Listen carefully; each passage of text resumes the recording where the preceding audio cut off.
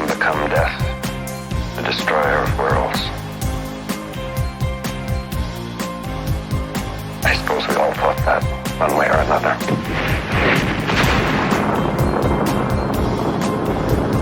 As J. Robert Oppenheimer, father of the atomic bomb, watched his creation explode over the New Mexico desert, he understood that in that one instant, man's place in the universe had changed.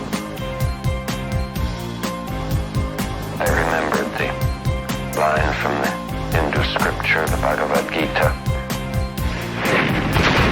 They understood what they were doing. They were unleashing a power unlike any humankind had ever had. We now had the ability not just to kill others, but to kill all other human beings.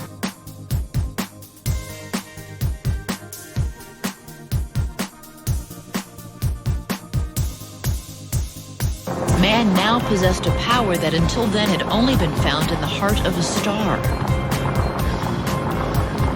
We were literally taking a piece of the sun and duplicating it on Earth.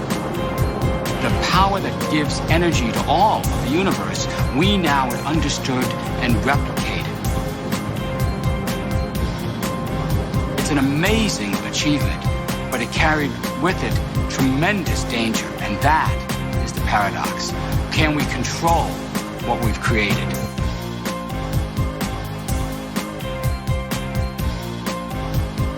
From the start, it was clear that we could not. In the 1950s, the Soviets and the United States built over 20,000 nuclear weapons. By the 1960s, the threat envisioned by Oppenheimer had become a reality.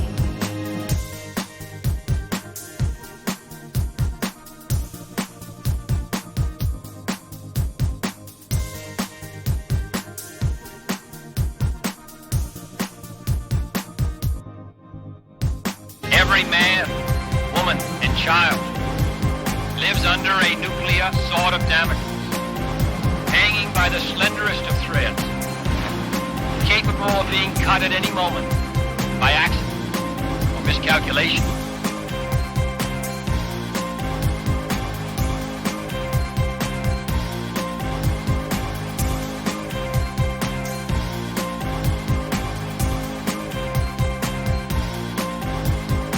Today, it is the nuclear ambitions of terrorist groups and the intentions of India, Pakistan, Iran, and North Korea that seem to have the world's attention.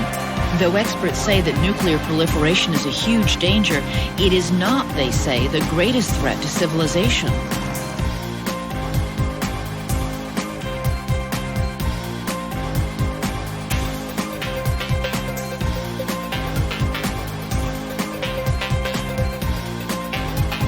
Those are not the countries that I would worry about. Those are not the systems I would worry about. They're not the weapons I would worry about.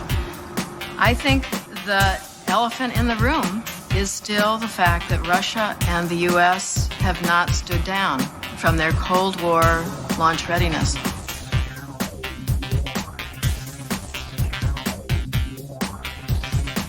The Russians and the U.S. still have thousands of weapons, many of them ready to launch within 15 minutes or less.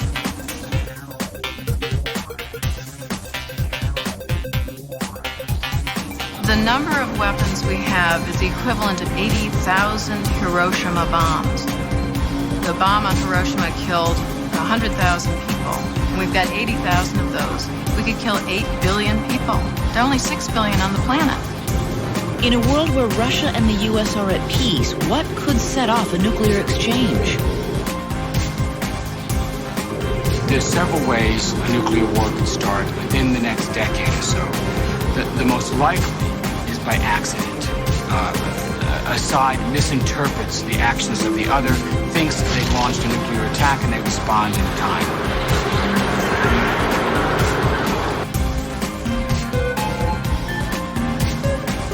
The U.S., like Russia, does not have a functioning missile defense system. So if U.S. radar picked up an incoming rocket, we would have only 15 minutes to decide how to respond. The government has run simulations about what might happen under these circumstances.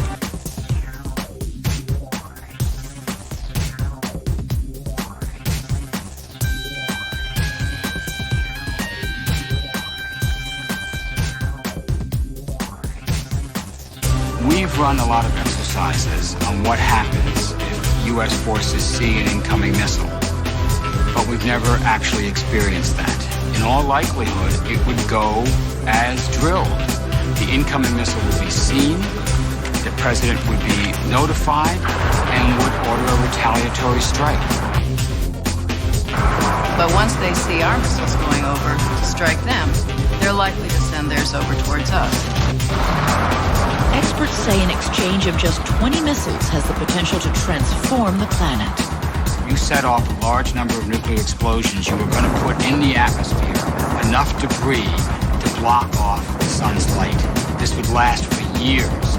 This so-called nuclear winter would feel very much like the aftermath of a supervolcanic eruption or a massive asteroid impact.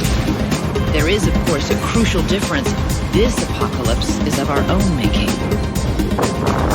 That nuclear sword of Damocles that Kennedy spoke so eloquently about still hangs over our head.